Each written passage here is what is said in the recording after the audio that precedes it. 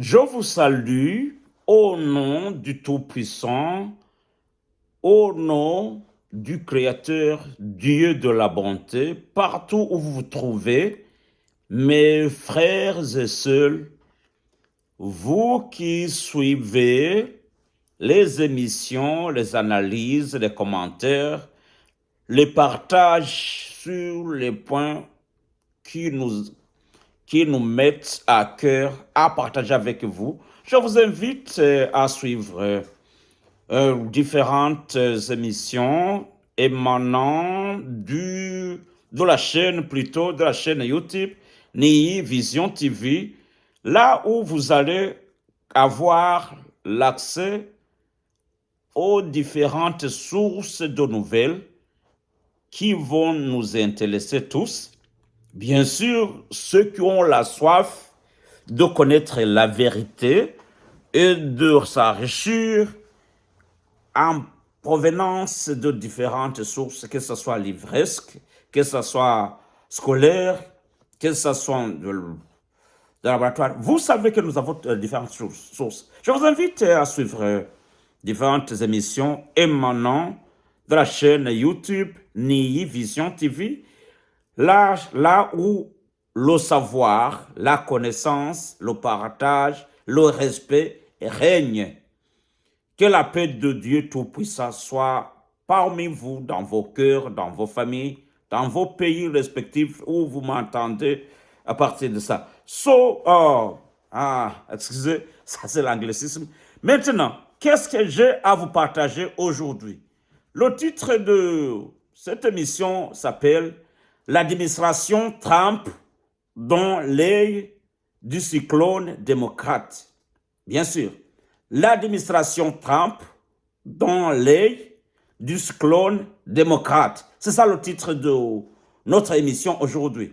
Qu'est-ce que ça veut dire? Si on analyse ce qui se passe avec la guerre que Trump et son administration mènent contre les immigrants clandestins, les immigrants illégaux, tous les noms des oiseaux qu'on peut les coller, ça chauffe aujourd'hui. Ça chauffe pourquoi? Il y a une ville, Minneapolis. C'est une ville qui se trouve dans l'état de Minnesota. Minnesota, comme vous le savez, ça se trouve près du Canada. Ce sont des États nordiques. Là où ça fait chaos. Premièrement, Minneapolis, c'est une ville où vivent beaucoup d'immigrants somaliens. Certains d'entre eux ont emmagasiné, ils ont eu la chance de mettre la main sur le magot d'argent, surtout lors de la crise Covid.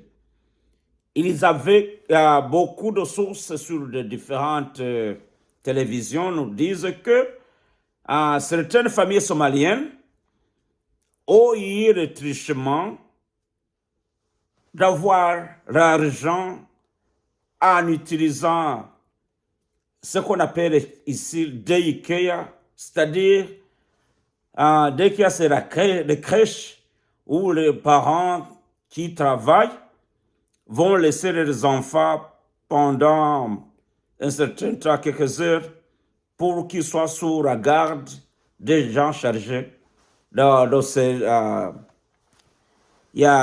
daycare.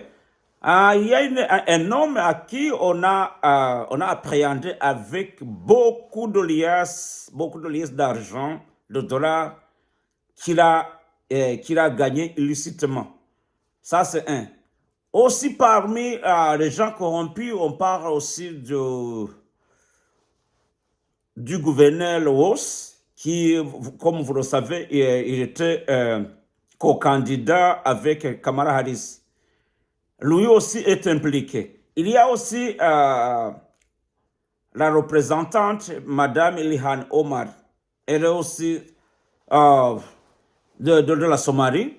C'est une représentante démocrate qui est toujours ciblée par Donald Trump en disant qu'Ilhan Omar est un ennemi des États-Unis.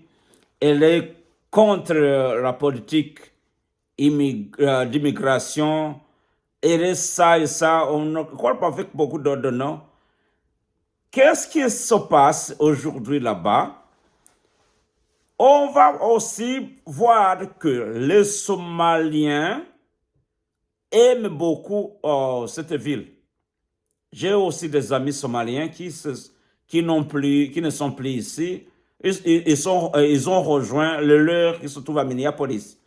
Ils ont créé même un quartier qu'on appelle l'île Mogadiscio, la petite Mogadiscio. Vous savez ce que ça dit dans les têtes des Américains anti-immigrants?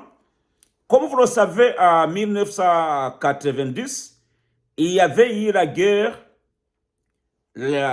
tribales en Somalie, où les États-Unis sont intervenus. C'était lors de l'administration de Bill Clinton. Les États-Unis ont été humiliés, mes chers amis, en Somalie, d'une façon incroyable. Ils ont négligé la force locale des combattants somaliens. Ils ont envoyé l'armée américaine, ils étaient des Rangers. Ils ont sous-estimé la force de frappe des Somaliens. Ils ont envoyé en première ligne 3 hélicoptères. Les 3 hélicoptères Hawk, yeah, I think that's Hawk or something like that. 2 d'entre eux ont été abattus et les soldats à bord ont été tués. Certains ont été capturés vivants. Les autres, on a traîné des cadavres sur l'île de Mogadiscio. Ça a été une humiliation incommensurable, une humiliation gigantesque aux yeux des États-Unis, ce qui a poussé les États-Unis de se retirer. Depuis 1990 jusqu'à aujourd'hui, vous savez que les forces de maintien de la paix qui se trouvent là en Somalie, ce sont des Africains, bien sûr avec les Asiatiques, si j'ai bonne mémoire.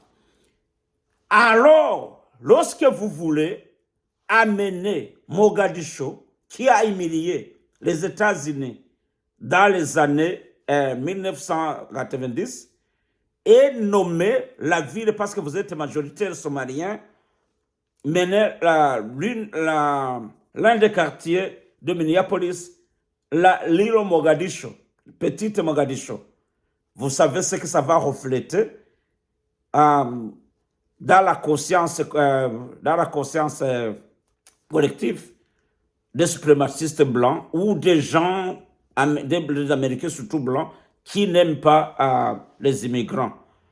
Ça, c'est le premier point de déclic. Deuxième déclic, la guerre que l'administration Trump mène contre les immigrants illégaux, pour les uns, c'est une guerre juste. Pour les autres, c'est une guerre qui n'a pas lieu d'être. 2 camps s'affrontent maintenant. Il y a quand même une guerre froide, je dirais ça, ou une guerre un tout petit peu ouverte. Qu'est-ce qui s'est passé à Minnesota, dans la ville de Minneapolis? Comme vous le savez, cette ville, certains l'appellent la ville martyre aujourd'hui, parce que c'est là où a rendu l'âme le célèbre George Floyd. Et avec les manifestations, les démocrates qui n'aiment pas la police d'immigrants qu'on appelle la police de Trump, la police nazie, la police hitlérienne, tous les noms d'oiseaux. Les Américains aujourd'hui, que vous le voulez ou pas, sont divisés en 2 blocs. Les démocrates, qui se nomment progressistes, ils ne veulent pas entendre l'application de la loi fédérale quand il s'agit de revoir ou de chasser les immigrants qui sont entrés ici clandestinement en sautant quand même la barrière qui se trouve à la frontière sud. C'est ça le problème. Mais la question que je pose à mes amis démocrates, si vous vous trouvez dans le gouvernement fédéral, avec toutes les lois fédérales que vous aimez, que vous avez soutenues il y a 5 à 10 ans, lorsque l'un de vous était président, ou certains d'entre vous étaient présidents, et que vous reposez aujourd'hui. Quel message voulez-vous nous donner? Ça, c'est une question que je vous pose. Parce que la loi est toujours la loi. Si j'ai bonne mémoire, il y a une citation latine qui dit Dura lex, sed lex. Si j'ai bonne mémoire, je n'ai pas beaucoup appris la langue latine, comme c'est une langue morte. La loi, en français, ça signifie que la loi est dure, mais elle reste toujours la loi.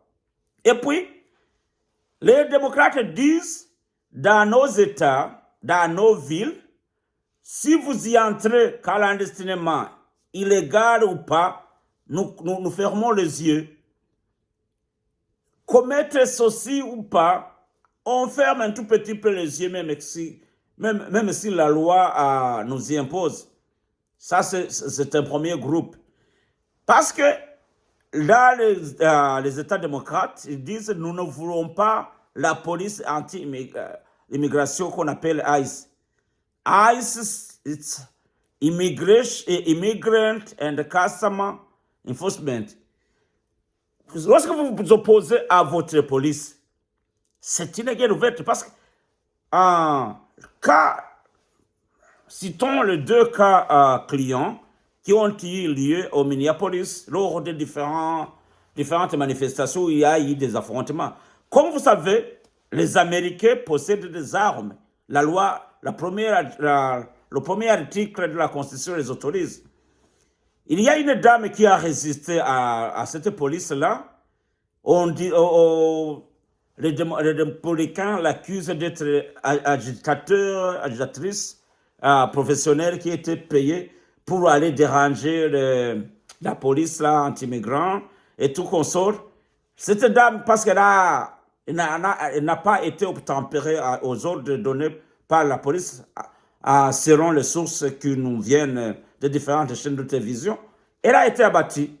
Ça, c'est pas bon. Lorsque vous tuez quelqu'un, c'est une mère de la famille, sa famille a besoin d'elle, c'est une grande perte que vous infligez à la famille.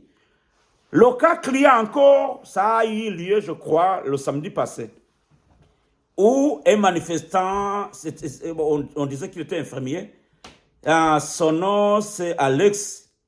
Alex Osso était en train de se confronter à cette police, ça les empêcha d'aller arrêter ceux qui jugent être immigrants, ceux qui ont commis des atrocités, des tueries, des viols, selon les sources républicaines. Qu'est-ce qu'on observe aujourd'hui pour clore? Ce qu'on observe aujourd'hui, il y a une fissure grave dans la société américaine. Je me souviens, un jour, j'ai participé à une conférence, c'était en 2012-2013.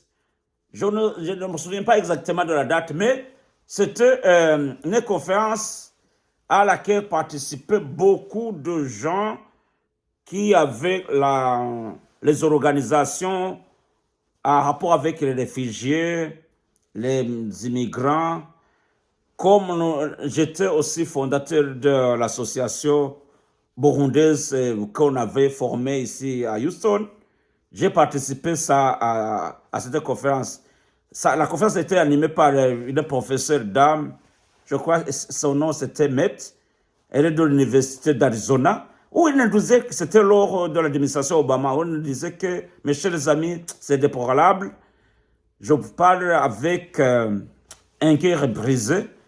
Notre pays est en train de s'orienter vers le gouffre de la division qui crée une psychose semblable à ceux qui ont provoqué la guerre civile que le pays s'est assombré dans les années 1861 jusqu'à 68. C'est l'histoire des États-Unis. Où maintenant, Trump est collé tous les mots d'oiseau de mauvais augure. Les démocrates l'appellent nazi, l'appellent Gestapo. Ils appellent même le tribunal de Nuremberg. Ça, c'était en Allemagne, vous savez, Nuremberg, ce que ça a fait. Ils disent que cette police n'a pas lieu d'être, doit être abolie. Si vous abolissez la police, l'immigration, et que nous savons que tout le monde veut entrer aux États-Unis par tous les moyens, les mauvais comme on le dit, et les gentils comme on le dit, et que vous vous mettez à protéger ceux qui sont commis quand même des atrocités. Il y a un cas qui était le leitmotiv de la campagne de Trump, où ici à Houston, il y a une jeune fille qui a été tuée par l'un ou les uns de ces illégaux, les immigrants clandestins illégaux, en provenance de Venezuela. Ils ont une mafia qu'on appelle Tende al Agua. Ils ont tué cette fille.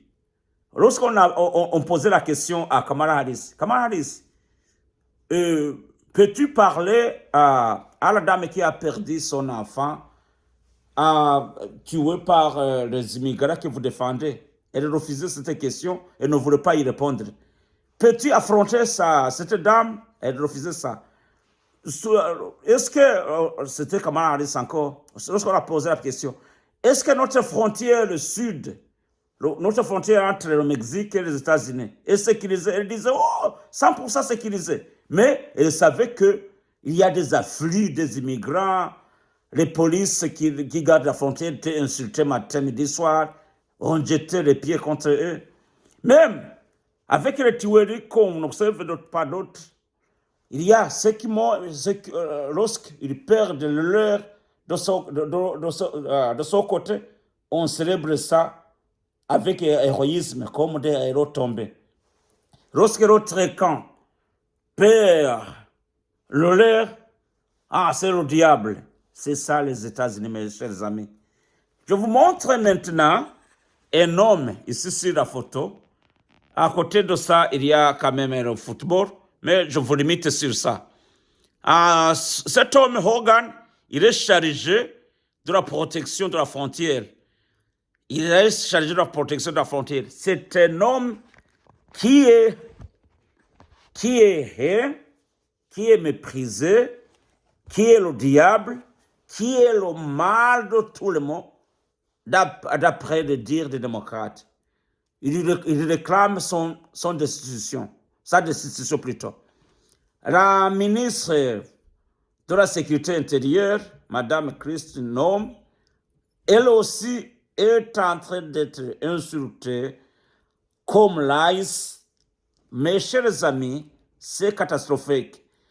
L'administration Trump est dans l'air du cyclone car les élections qui vont avoir lieu au mois de novembre, cette année, ça va être chaud car toutes ces tracasseries qui se déroulent sur la loi anti-immigration illégale, les démocrates l'utilisent à leur faveur politique.